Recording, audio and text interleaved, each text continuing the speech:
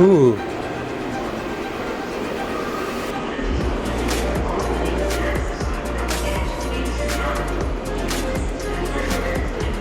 Cool.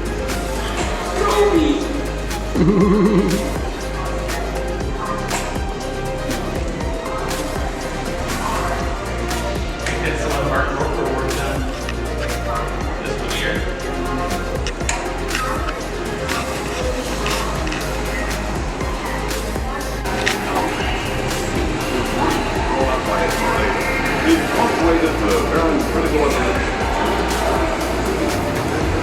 Ooh.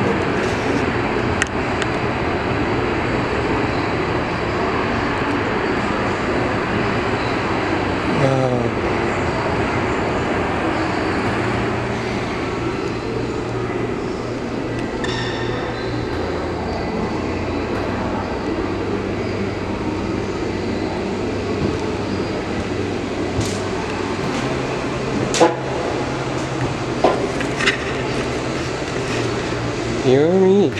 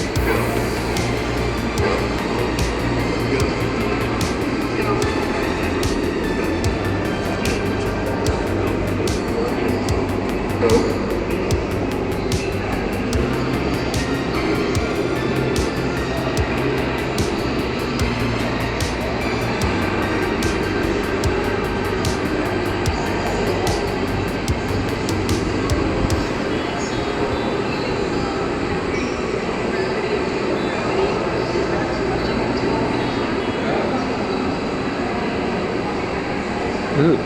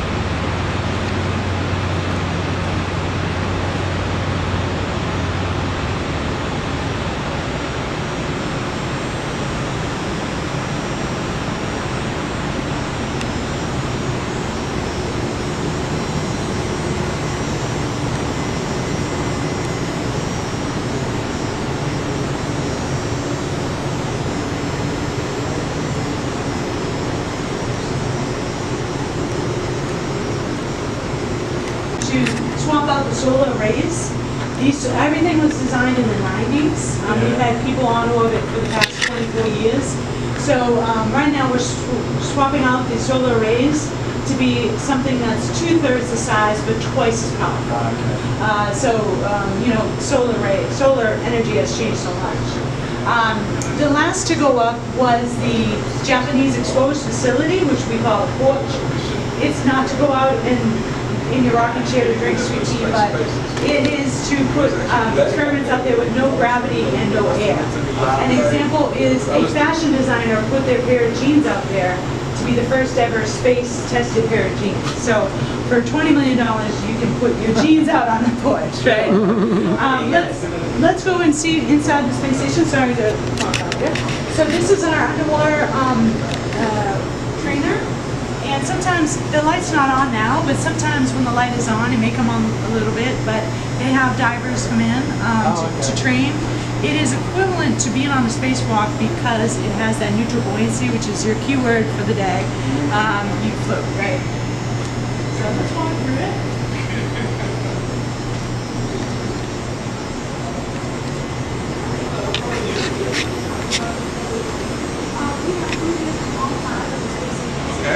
So we have Russian food is usually in can. Korean food also in a can with English and French on the label. European Space Agency, they have the risotto. US or NASA has a plastic bag. And then Japanese has the sweet red bean paste bar, which I'm told is similar to a protein bar, but just mushier and sweeter, not too dry. So people say it's delicious. We like the sweeter one. But Samantha Cristoforetti, an Italian astronaut, she made these little videos. If you Google Sam on ISS, she talks about how she puts together her dinner. So she has to rehydrate 6 packets and to put the tortilla together. You see behind her that peach thing? That's where the water is coming out of. And each of the bags, like here, it says 150 mLs at 60 degrees Celsius. So it will tell you how to reconstitute it. But we take out the water because it's cheaper to pack them all for you. If you didn't know, we have 2 ways to go to the space station. One is on the Soyuz Russian rocket, and one is on the Crew Dragon. So there's about to have a Soyuz launch next month to bring 3 crew members back. Okay. When you launch on the Soyuz, you actually have your seat molded to your butt. So you get in your bathing suit and make it imprint. So my seat wouldn't fit you, yours wouldn't fit me. That's because when you're launching, there's over 4 Gs on a Soyuz, so you really could, get hurt if you didn't have it fit. So there was one U.S. male crew member that ate and ate and ate and ate and didn't stick to the plan. Oh, you had a diet? Yeah, you have certain food that you eat each day. You can swap out protein for protein, but you should keep to the plan. He almost didn't fit in the seat to come home. There had to be 3 crew members that jammed in the seat to come home. And actually created a food shortage so that people had to ration the food for a month until the next resupply came. Nowadays we have resupply vehicles every 10 to 14 days. There's just about to have one come up now.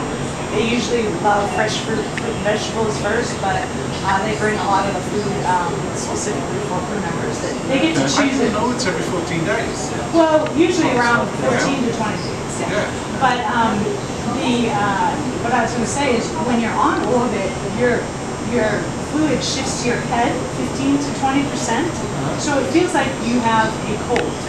So everything tastes like if you last time had a cold, very dull, right? So the crew likes the spicy stuff first. So they always eat, for some reason, the shrimp cocktail sauce first. And like kimchi and other things, Tabasco, little thing they can connect to these, to just put it in there. So that's interesting. At Johnson Space Center in Houston. And we have the ability, everything from how to give a shot to how to take out the tube or how to do CPR, right? So if we had a very bad day, which we would simulate in electrocution to be the worst day because the power is 220 volts. You have a very healthy population, so that would be the worst day. It's not happened. And you trained astronauts? Trained astronauts. Oh, wow. Yeah, actually on the back of my pad right now, which is kind of funny, we all have a pad to give out. Mike Fink, this is Expedition 9, Mike Fink, he's actually on orbit again. This is his 4th time going. This was before his first time. Of course, we saved the man again, he didn't die. Doing CPR. If you look, best part of your day, toilet. Who loves a toilet? Everyone, right? So there's 2 toilets on orbit, one on the US segment, one on the Russian. They use whatever's closest. The difference is on orbit, there's a door, like privacy. There's foot plates that you Velcro your feet to, because anytime something comes out, you go in the opposite direction. So you wouldn't want to show your friends your areas. So liquid or urine goes into this container. We have boy and girl attachments. You move the valve and it makes this sound. That makes sure the urine goes into this large urine processor assembly, which on orbit is actually on the Florida. The urine processor assembly changes it to drinking water. So before you say, ew, we get it 99% pure. Average tap water in the US is around 95% pure. So we get it cleaner. It's just the same temperature as your urine, which if you didn't know, what is 37 degrees Celsius? Yeah. So we fill up the drink bags and they'll put it by the air conditioned vents and come back in 2 hours and then it's room temperature. But we have no ice, no freezer on orbit, and the crew says that is one thing they miss is colder beverages. So the solid waste or poop goes into the solid waste container.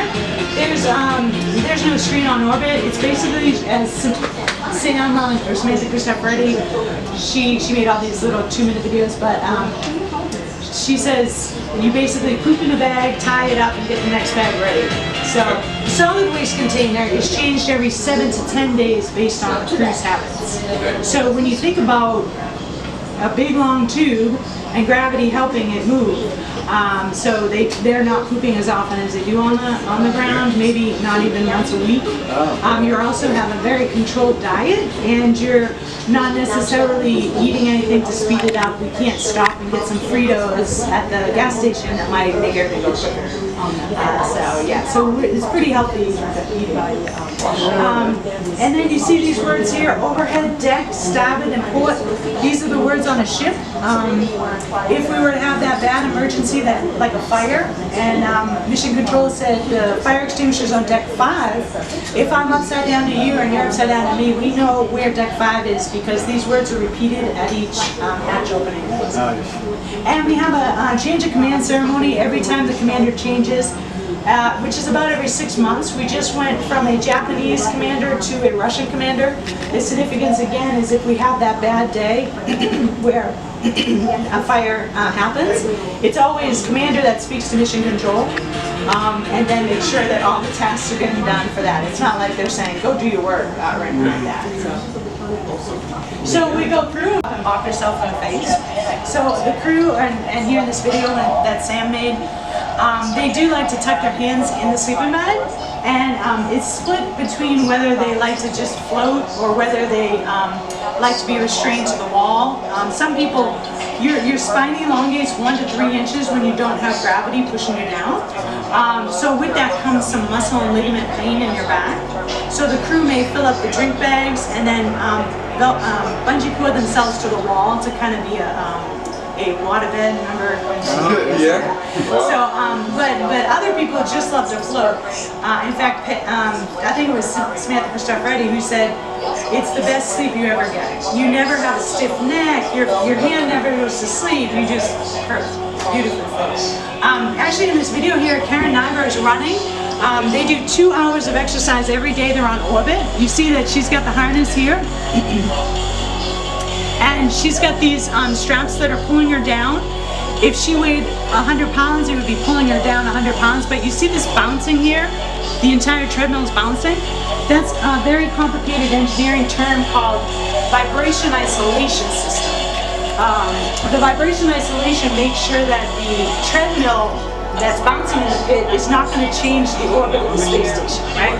So with 7 people up on orbit, this is kind of twisted, I meant to untwist it, but basically she could change the orbit of the space station by bouncing it. And of course, all the people that sent up their experiments, if they see that bouncing, they're like, you're kidding me, they're running again. You know, we need it to be, as weightless as possible. So we have 1 treadmill, 2 exercise bikes, and resistive exercise where they do push-ups, sit-ups, deadlifts.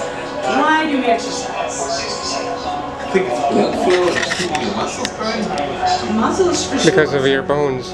But yeah, exactly. So if you are 30 years old or older in Earth, you lose about 1% per year bone and muscle loss. And on orbit, they lose about 1% per month. So in the 6 months, they may actually get what's equivalent to 6 years older in bone and muscle loss of their basically hip and femur area and lower back. Because they're not doing what we're doing, which is pushing against gravity and actually exercising our body by standing. So they're constantly floating, so it really weakens them. So we do all this exercise, and then next month there will be a Soyuz landing where Dr. Johnny Kim, U.S. astronaut, is going to be landing. They're actually carried off the vehicle. They have to pass a test for balance, and then they're confined to pool holding exercise for 1 to 3 months after landing, and that's because of their risk of fracture. Crew members were coming home from shuttle flights, and it was just 7 days. They would go out running in their neighborhood, and they were getting stress fractures in their lower legs, just from 7 days on orbit. So that kind of blew our minds, like, what else is going on here? So again, like, taking calcium supplements, that doesn't help. It's purely the weightlessness. Yeah. So going forward, we know how important exercise is. The Artemis is going to be launching in February. That will go up a heavy lift rocket similar to the size of the Saturn V outside, and it will go up and go around the moon and come back, carrying 4 people. So they can't fit a treadmill in the Artemis capsule. So they'll be back to doing bungee cord and other exercises to prevent that. If you look up, you see the cupola window. It's a great mood improver for the crew because it looks at home.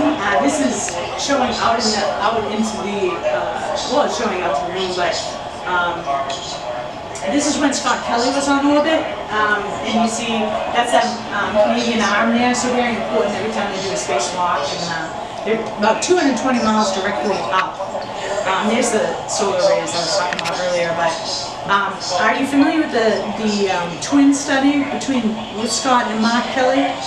They're identical twins, right? Scott was on orbit 9 months, and while he was on orbit, Mark was on the ground doing the same experiments. And after that 9 months, Scott's DNA changed, so they're no longer identical twins. They're just brothers. Now, as you age, your DNA may change a little bit, but this was so different that the investigators had no idea that was a side effect of spaceflight. So going forward, will Scott have more risk of cancer? We don't even know. So it was pretty interesting, and that is why we're on orbit, is to do science like this, and always find new things to study. Right now they're 3D printing meniscus for your knee on orbit, and so that is just a completely new way to do it, and it actually is a different, a better consistency, having that weightlessness. So things like this that just are amazing advances learning about. Alright. Jeez, this place is huge.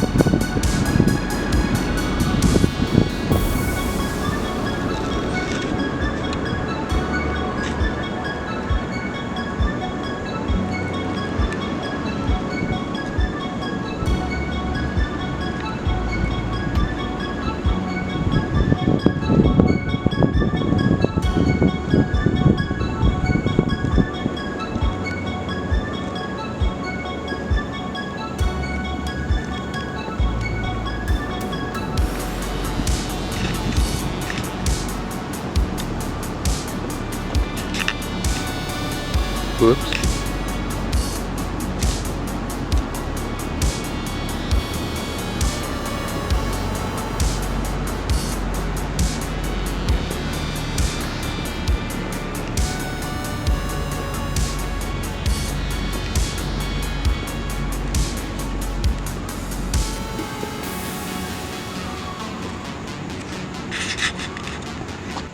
What the heck is this?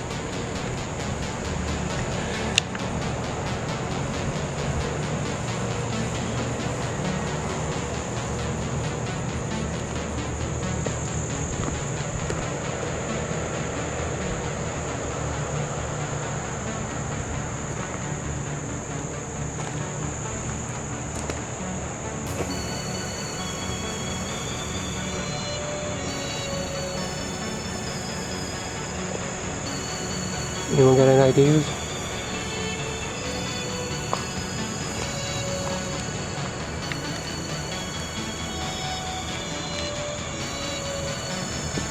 Looks like Armstrong's worst nightmare.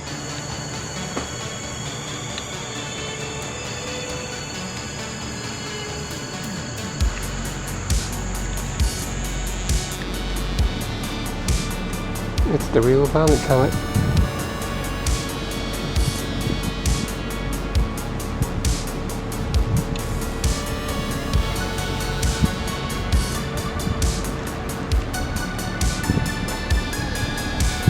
It's actually not as tiny as you may think. It's pretty good size.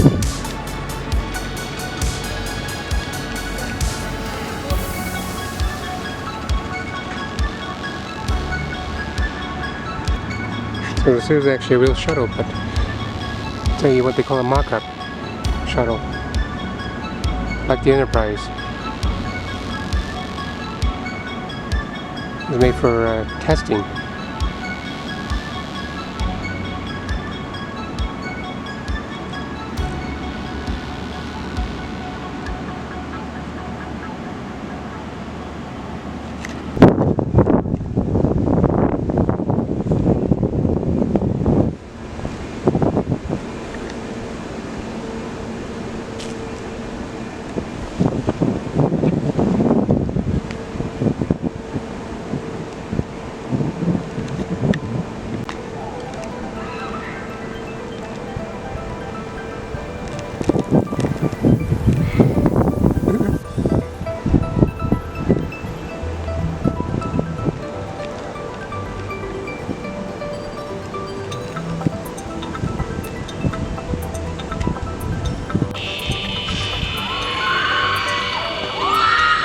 Holy shoot.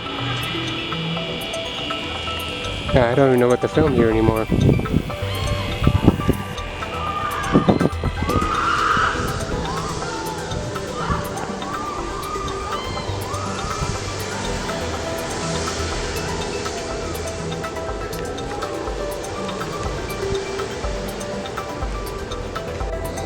Yeah, see, this is why you don't carry your map under your armpit on a warm, freaking, hot, sticky summer's day.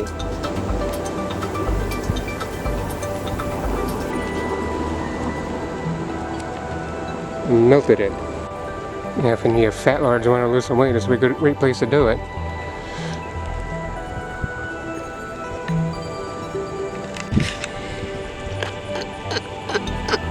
Oh, look at all the names.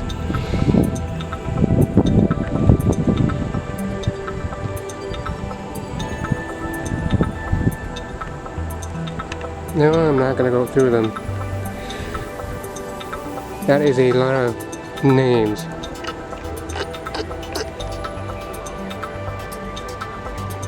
Sorry if I'm going too fast, but there is a lot of names. A lot of names. Holy stinking moly.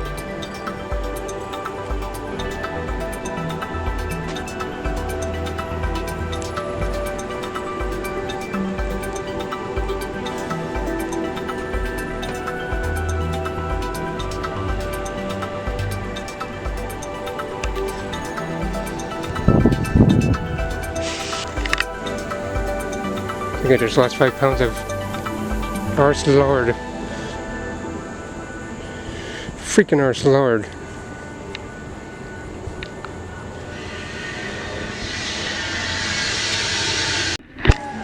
Why not?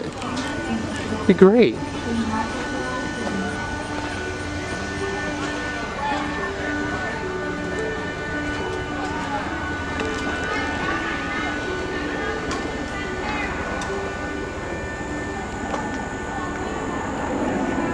Look at this cute little sub. Little sub.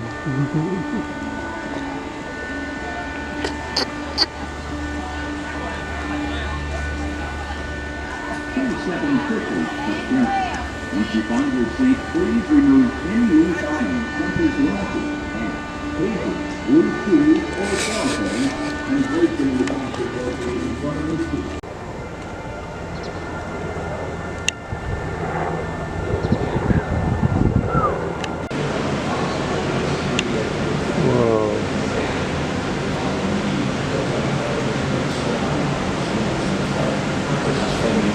Totally another building.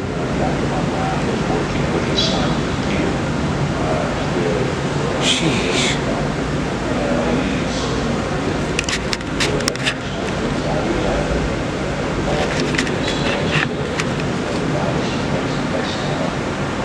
Crap. Force.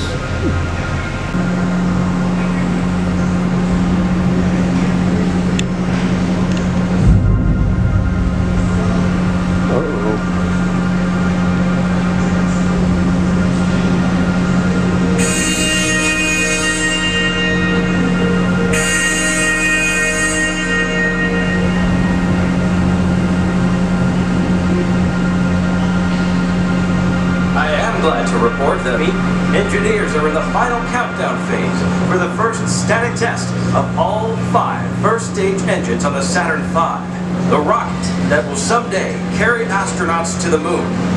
This enormous part of the rocket features 5 powerful F1 engines, and today, April 16, 1965, for the first time, if all goes well, all 5 will fire together.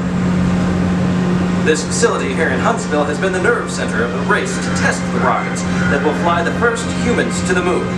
Werner von Braun and his team, along with engineers from Rocketdyne, have been designing and testing the F1 engine for years, trying to solve the problems caused by scaling up to such a huge and powerful engine. Getting to this point has not been easy. Violent vibrations caused by the igniting fuel, what engineers call combustion instability or chugging, have been a nagging problem for the F1. During many tests, these vibrations have literally ripped apart the engine, setting the program back. But now, in order to meet President Kennedy's deadline, it has been decided to test all 5 together, 2 months ahead of schedule. A failure during this test could end our hopes of getting to the moon by the end of this decade. Attention all personnel. Attention all personnel. Clear the test stand area.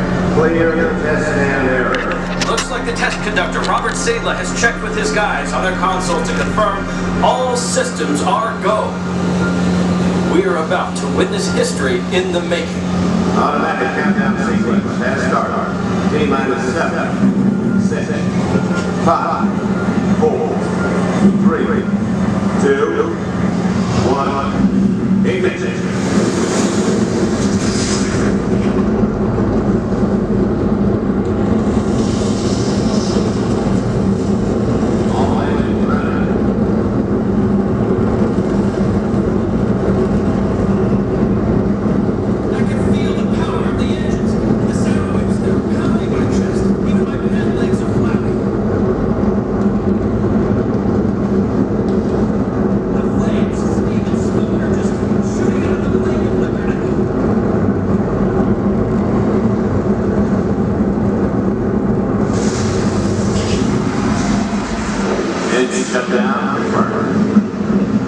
Wow! America's space program is on track. President Kennedy's goal of going to the moon in this decade is now possible.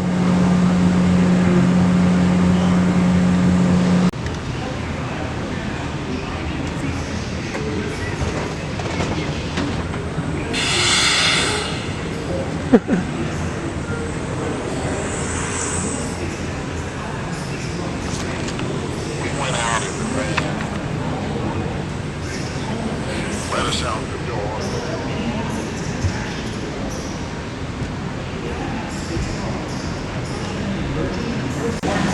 There's one big freaking watch.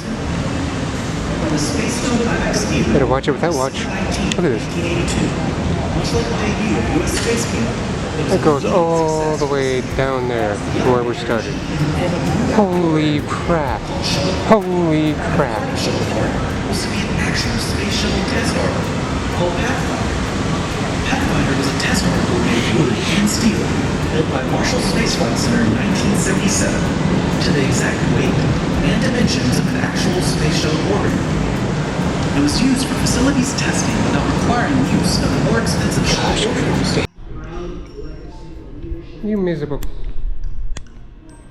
This was supposed to be fully charged, you